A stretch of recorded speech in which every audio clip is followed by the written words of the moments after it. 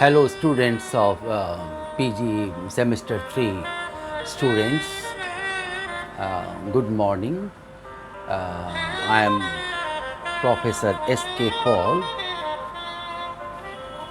Head of the Department of English, BRA, Bihar University, Muzaffarpur.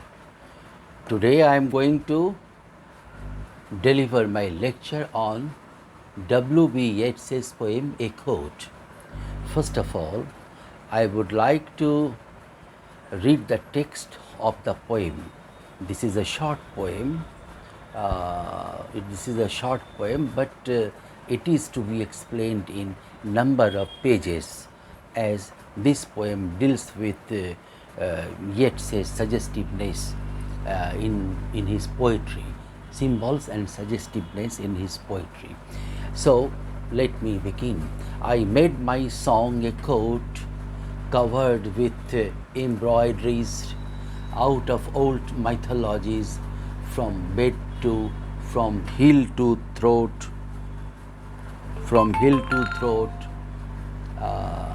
but the fools caught it. Where I made my song a coat covered with embroideries out of old mythologies, from heel to throat, but the fools caught it. Wore it in the world's eyes, as thought they would rot it. Song, let them take it, for there is more enterprise in walking naked. A Quote by William Butler Yeats is a short 10-line poem that is contained within one set of lines.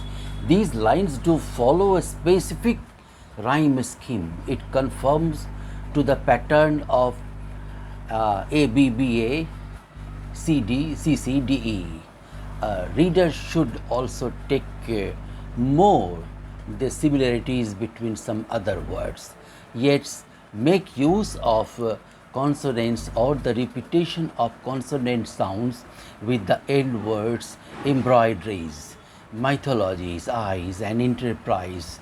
There is a clear repetition of the S sound with these words. There are other examples within the text, such as in line 7 with the letter T. In regards to meter, there is not one particular pattern of meter that lasts throughout the lines, but the lines are all of a similar length. They range somewhere between 4 and 7 syllables. So the poet has used extended metaphor. Extended metaphor, in other words, it is called allegory. First, we have in figures of speech, we have simile, metaphor, and extended metaphor. So first, I would like to explain what is simile. Simile is a comparison between two dissimilar objects, and metaphor is the direct comparison between two dissimilar objects, and allegory is the extended form of metaphor. Now, simile. How to illustrate simile? My love is like a red, red rose. My love is like a red, red rose. So here, love is compared with a red rose, which are dissimilar objects, yet they have been compared. And in comparison, in metaphor, we have the direct comparison between two dissimilar objects. Say, the Hamlet was the prince of Denmark. So that is the truth. Hamlet was the prince of Denmark. If such reference, if such event such events happen in somewhere else in another form, we can say that he is the Hamlet. He is the Hamlet of our country. He is the Lion of India. He is the Royal Bengal tiger. These are the direct comparison, that is metaphor, and extended metaphor, that is allegory. W.B. Yeats uses allegory with a purpose to show his interest in that is called fairy tales or fables, fairy tales or fables or folk tales or folklore. Yeats make use of one long extended metaphor in a quote. It equates his own writing practice, meaning his process, and the poems and essays he produced to a quote. It wasn't a simple quote, but one that is covered in embroidery. It is interesting when reading and text to consider why Yeats chose a coat to represent his work.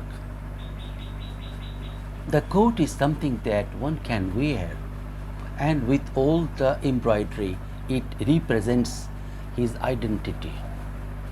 But what is different and perhaps most noteworthy about the coat is that he can put it on and then take it off whenever he chooses. This speaks to Yeats's ability as a poet to move form to form and accept change. A quote by William Butler Yeats describes the poet's own writing practice through the metaphor of an embroidered coat. The poem begins with the speaker stating that everything he has worked on as a poet has come together as a coat. This is a piece of clothing that he spent a great deal of time on.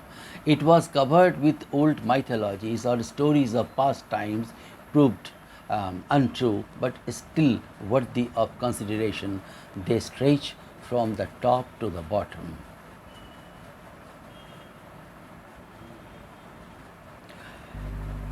In the next section of the text, Yeats describes how his works have been misappropriated. The fools Yeats refers to in the text are likely other poets and other contemporaries, such as politicians. They took his war, put in their own name, and pretended that they wrote it. In conclusion, Yeats declares that it does not matter to him in the end. His anger has disappeared and he is chosen to take off his coat and embrace walking naked. Now, let us analyze the poem. Lines 1 to 4. I made my song a coat covered with embroideries out of old mythologies from hill to throat. In the first lines of this piece, the speaker begins by comparing his own writing process and the works he produces as a quote. His song, a reference to his poetry, is well looked after the adorned. For example, he states that his coat is covered with embroideries. Traditionally, embroidery is done with a few strands of string and a needle. This is an intensive process and one that would take a long time. This shows the dedication that Yeats put into his writing. In the next line, he states that the embroideries on his coat are patterns, words, or images inspired by old mythologies. Aside from mythologies being the name of one of Yeats's volumes, he showed an interest in mythology, especially the stories of Ireland throughout his written works. The word is also interesting to consider in relation to stories that used to be beliefs and are now simple tales told over and over by others. Lastly, in this section, Yeats adds that the embroidered mythologies he worked so long and hard for ran from heel to throat. They covered every surface of the court. This speaks again to the dedication with which Yeats approached approached his work and its all-encompassing nature. Now, let us analyze lines 5 to 7. But the fools caught it. But the fools caught it, wore it in the world's eyes as though they would rot it, as though they had wrought it. In the next three lines, the poem takes a turn. The speaker states others, fools, got their hands on Yeats's coat. They, they mean other writers and contemporaries alive at the same time, alive at the same time as Yeats was. Though appropriation and straight copying took advantage of the new terrain he broached as a writer, other untruthful people wore Yeats's coat in the world's eyes. To an onlooker, the coat might appear to be their own, but Yeats knows the truth. These fools pretended that the coat was their own, as if they wrought or created it.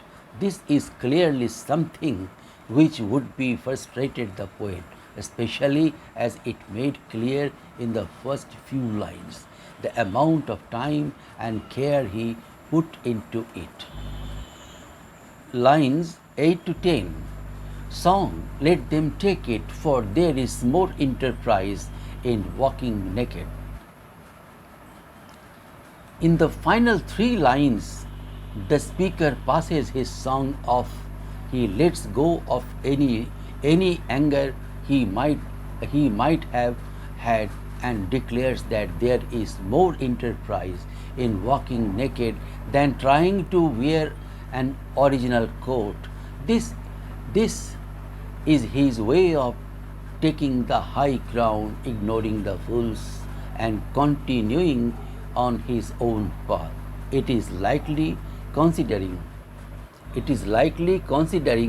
the prestige of Yeats's work.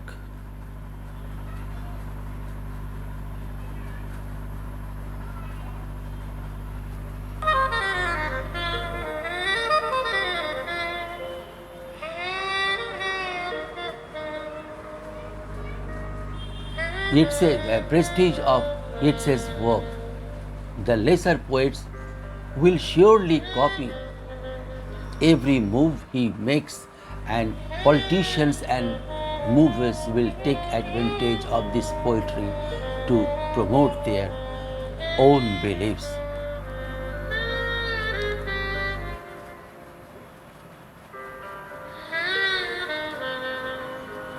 Thank you.